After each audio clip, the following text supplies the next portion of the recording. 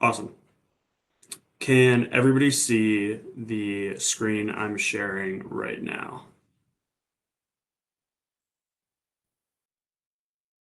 Yes, great. Okay, cool. So nice to meet you. Ask me anything on MBB Consulting. My name is Jamie Gallagher. Let's get started. Quick as we go, would love to just hear from folks in the chat. Where are you in your journey? Feel free to pop it in. Are you early in trying to understand if consulting is for you? Are you getting your resume ready? Are you starting to network with folks? Are you like, WTF, do I even do to get started on this process? Throw some answers in the chat. Always just helpful for me to see where everybody's at. And what I know is a journey.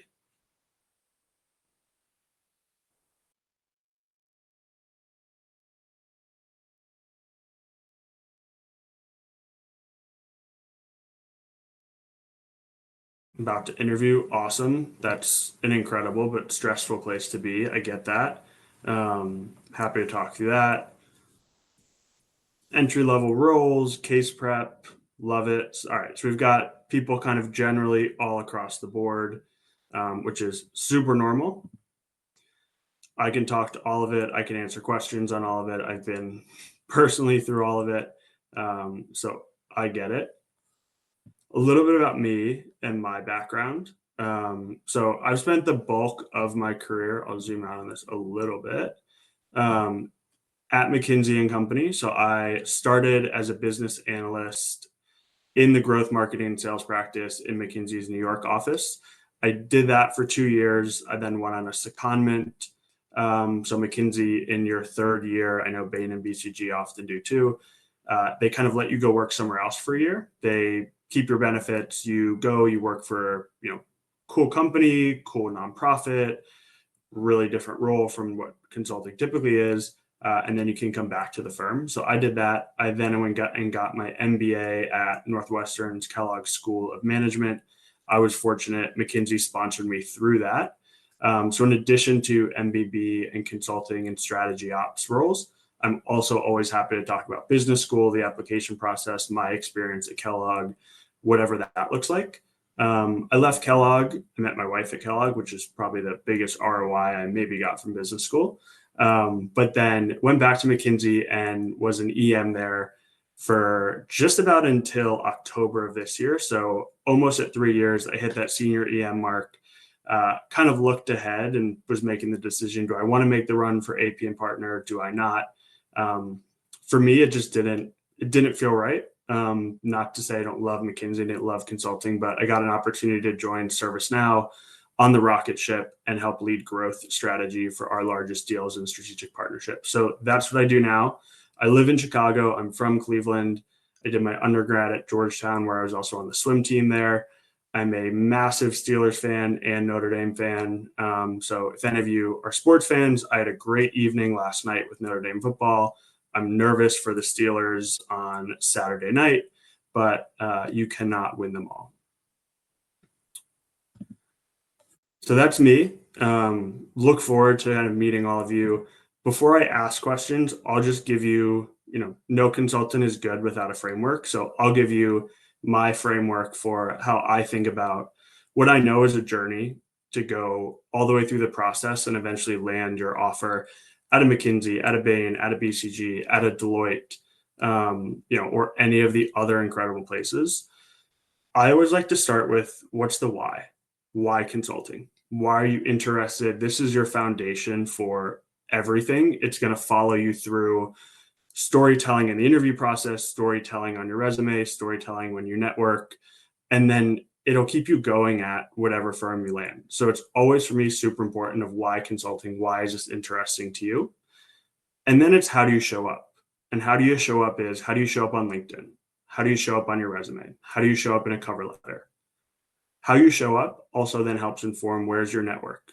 So what's your why? How do you show up? And then how do you show up to a network of people that can help make meaningful progress towards your journey to an offer at McKinsey or Bain or BCG or the like? What's the story you're telling your network? So this is, again, rooted in your why, but when you're talking to people, what are the conversations you're having, right? What are the asks you're making of them? what are the questions you're asking them? And how is that helping you to build your story and build your brand as you're talking to people that, either work at these firms or are alums at the firms? And that leads into, how are you telling that story? How are you telling the story in the interview process?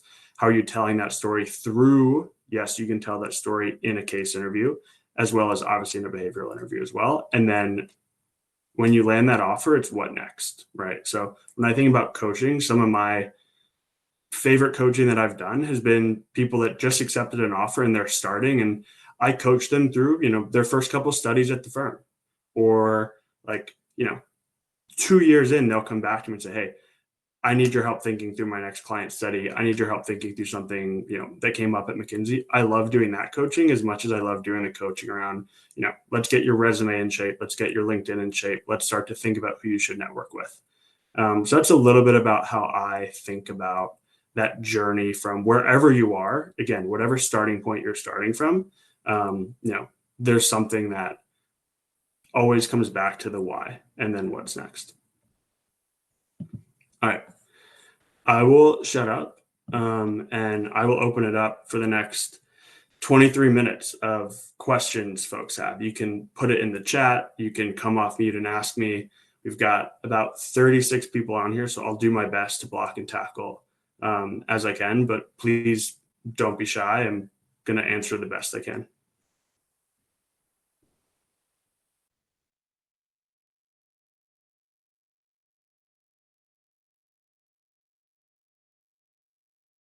What drew you to consulting? Awesome. Okay. So what's my why then? For me, it really started out with, I was a senior in undergrad and I didn't know what the heck I wanted to do next. For me, it was like, okay, I was at Georgetown. So many of my friends were going into sales and trading. So many friends were going into investment banking, and I had done the interviews and I was just like, this isn't it for me. It felt so tactical. It felt so transactional. So someone gave me the advice of like, hey, if you don't know what you want to do, go into consulting, because you will do everything. You will work across industries, across functions. You will work on projects you love, work on projects you hate, work with people you love, work with people you end up hating, or I guess liking less. And so for me, it was really like out of a sense of curiosity of, I don't know what I want to do next. I feel like I can get really good exposure in consulting. And I believe this to this day. I think there are very few places where you can grow and develop as quickly professionally as you can in an environment like consulting. Awesome. I just saw another question in the chat. What do you wish you knew before going into consulting? It's a great question. I'll give you three things, because at McKinsey, at least, there's always three things. It's always three bullets on a slide. The first thing I'll say is, I wish I knew how much client relationships truly matter. I think sometimes you go in and you're doing multiple projects. It could be a 6-week project, it could be an 8-week project.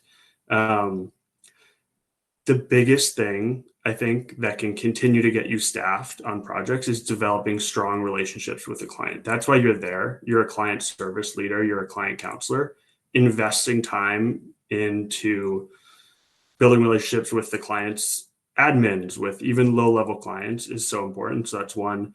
Second piece is bring a perspective. Speak up. I can't tell you how many times first-year analysts or first-year associates just sit at the table and listen, and they don't speak up, and they're afraid to. And I totally get it. That was me as an analyst, but McKinsey is always looking for someone that is willing to bring a perspective. And it's okay if it's wrong, right?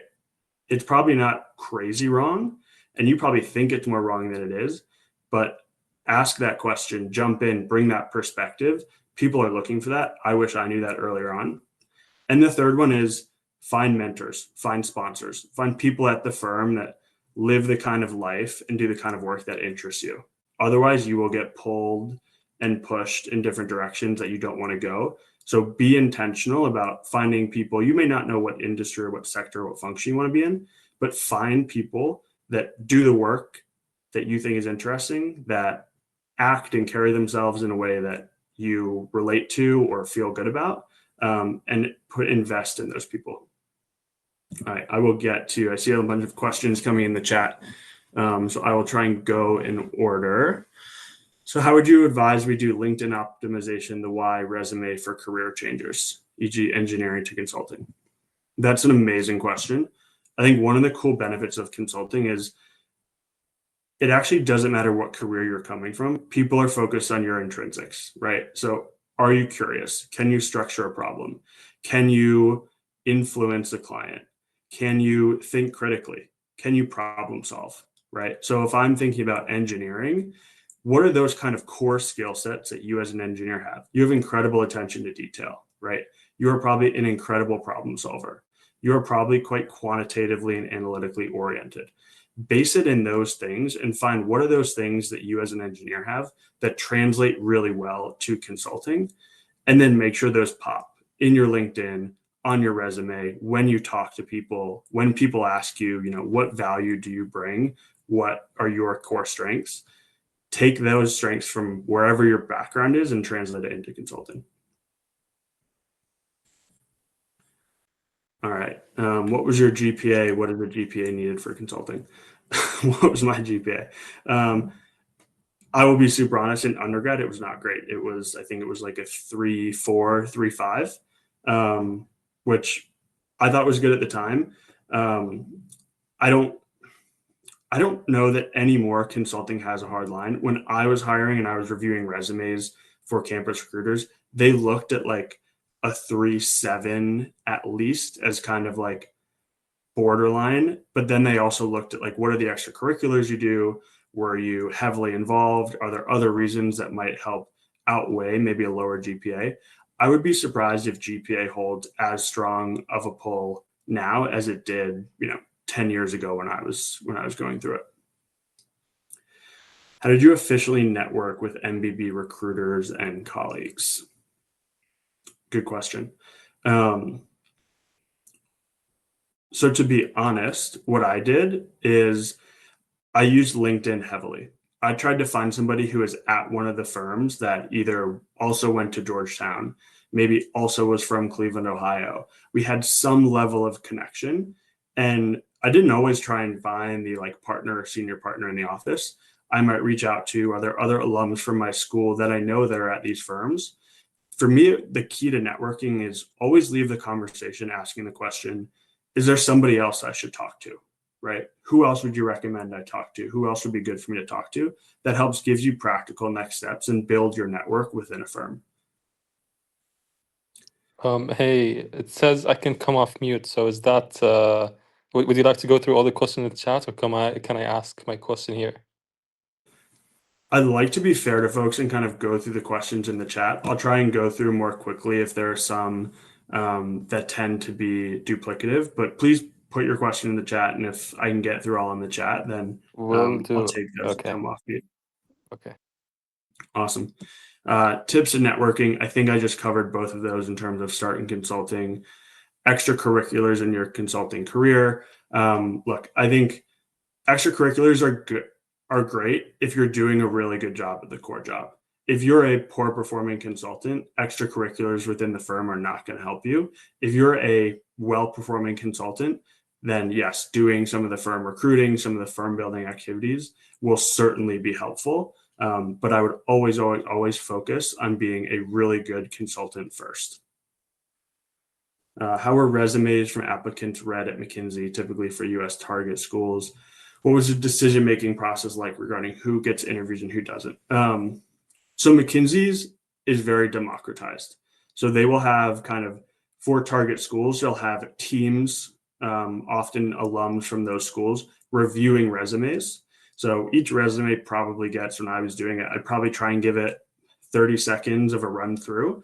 And then you come in and have a panel with other people that are reviewing resumes from that cohort from that school, and you defend your score. You defend your yes, no, maybe. Other people chime in and give a like, yes, agree, no, disagree, and then you move on from there.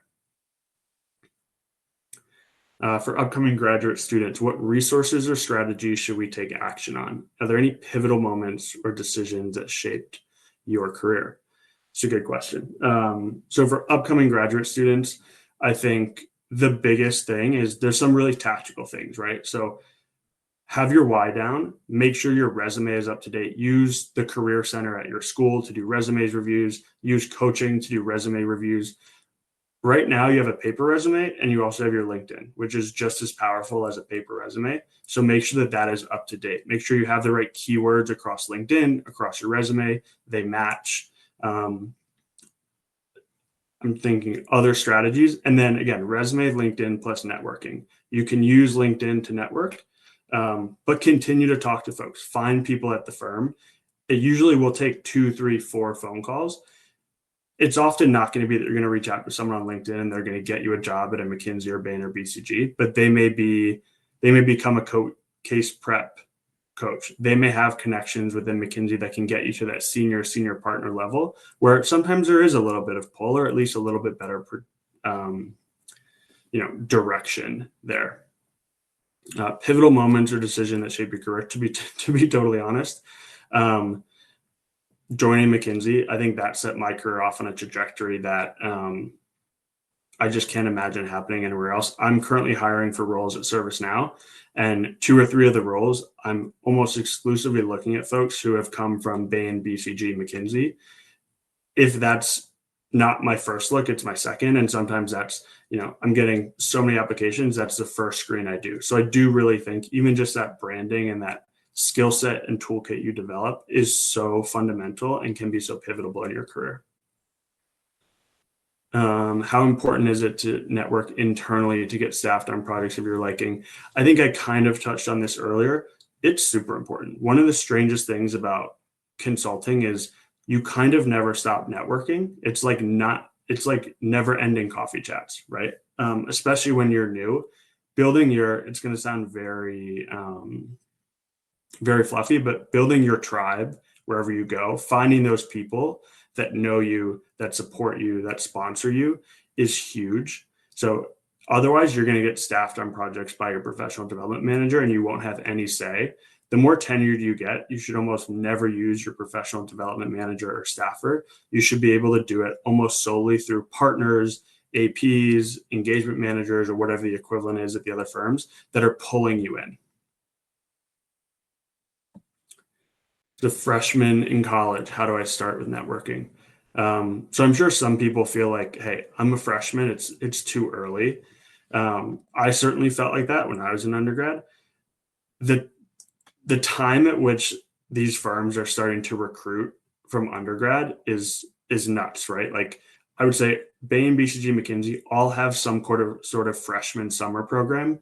They also definitely have a sophomore summer program. And then you have your normal kind of junior formal internship programs.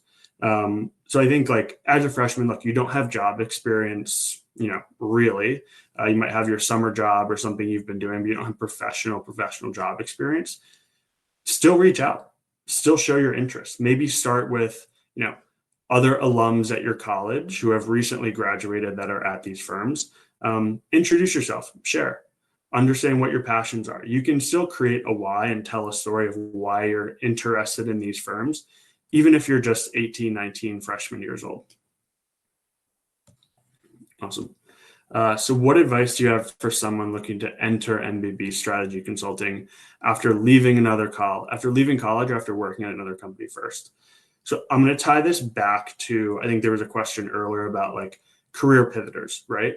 For me, it's find out what those distinctive skills, spikes, strengths you have in your career. What does your experience lend you that can then translate well into consulting? One of the best business analysts I ever worked at McKinsey was an inside sales rep for a year before he joined McKinsey. You might think, okay, he came in with the feeling of all I did was call people all day. Like, why does McKinsey want me? You've worked in a sales environment. You've executed. You know how to talk to people. You know how to communicate and structure your conversation. You know how to define value and value proposition. And you know a sales motion. You're part of it. At McKinsey, especially in the growth marketing and sales practice, that is so important. People with real world experience, I think, are becoming more and more attractive to McKinsey, Bain, and BCG because that's what clients want. They want people who have experience and who can speak to real world scenarios and connect with clients who might have been in the same industry or been in the same role. All right. How can I stand out in a resume or a cover letter? I've been finding it challenging to move past the stage of the application process. It's such a good question, and it's such it's such a common frustration, right? Because sometimes you work so hard on a resume and cover letter and it doesn't get picked, and that can at times just be luck, right? Again, I think with AI right now and AI doing a lot of the work, especially on the screening process, keywords are so important.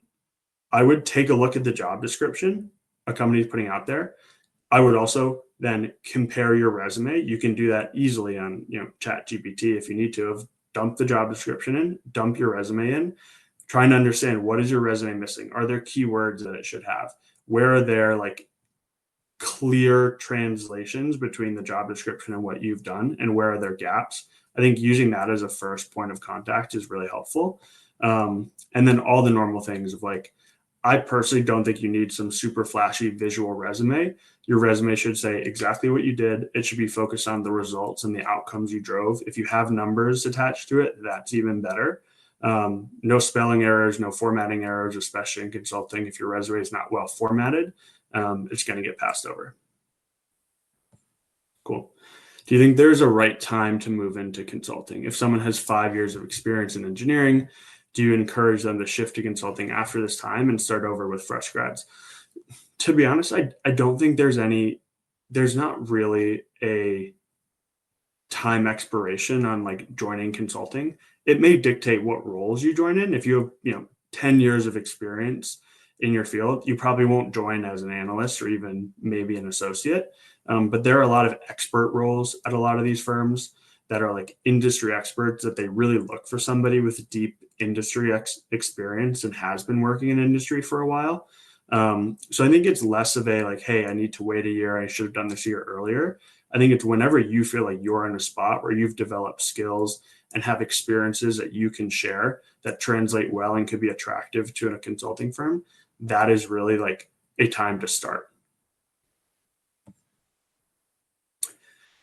Good resources in the consulting ecosystem we could use online to find entry level opportunities. I would say you really don't have to do much searching. All of the firms have really well updated career sites, and their recruiting timelines are pretty standard. So I would always start with McKinsey, Bain, BCG's career site. All their opportunities will be on there. You can also do a little bit of digging and find out like who works in recruiting at McKinsey, Bain, or BCG, and you can always message them or reach out to them.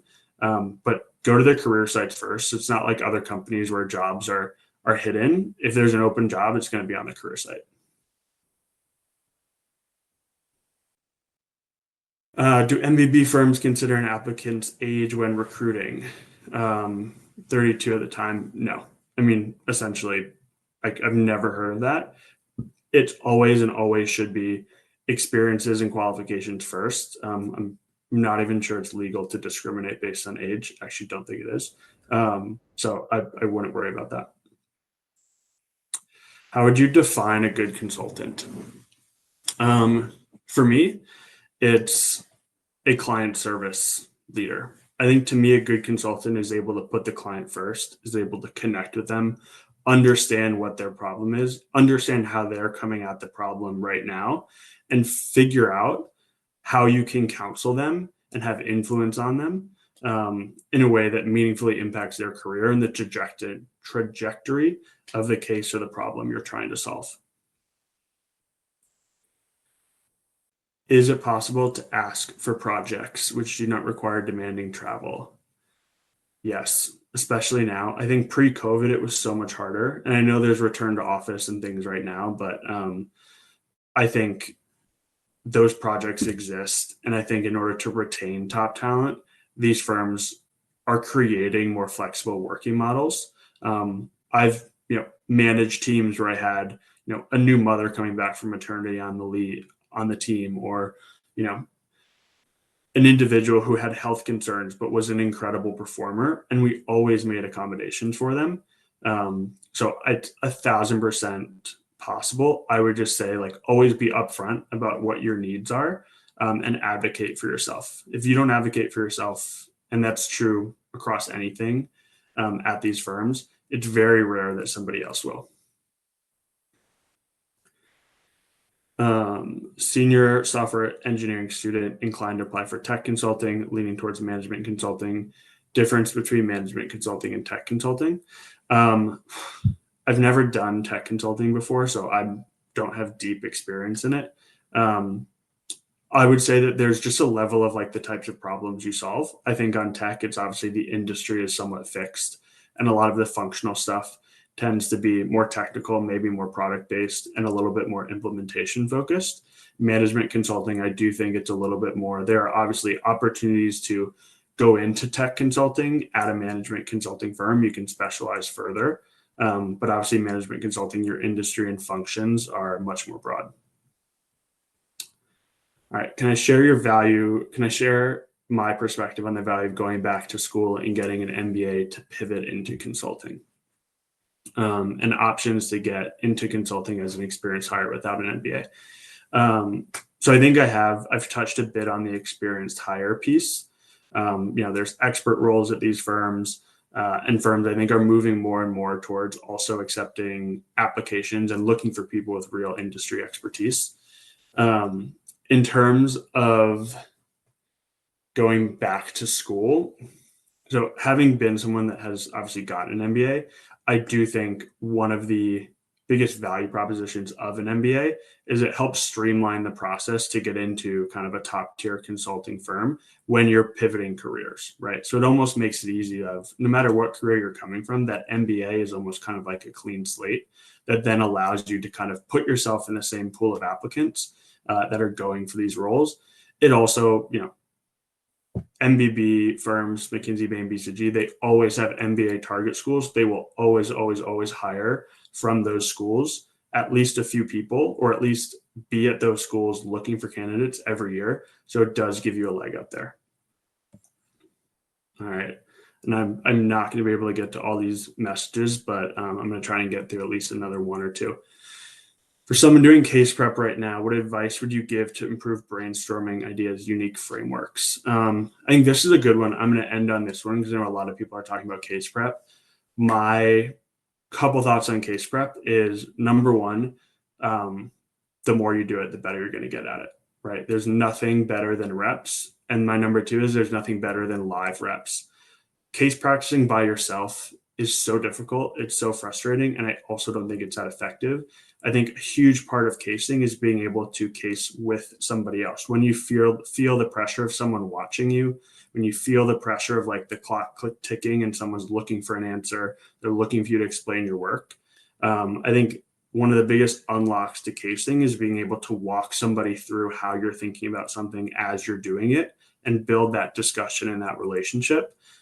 That's what case interviewers are looking for, almost more so than the right answer, is how you're thinking about getting to that answer. So do it with somebody, do it with somebody, do it with somebody, and do it. Okay. Those are all the questions I'm going to take right now. Look, this is the part I don't like because it feels super transactional, but I do really enjoy this coaching piece. I already am anxious because I didn't get through everybody's questions on here, and I know there are good questions in the chat and people that have questions. So I'm available. I'm on Leland. That's the QR code.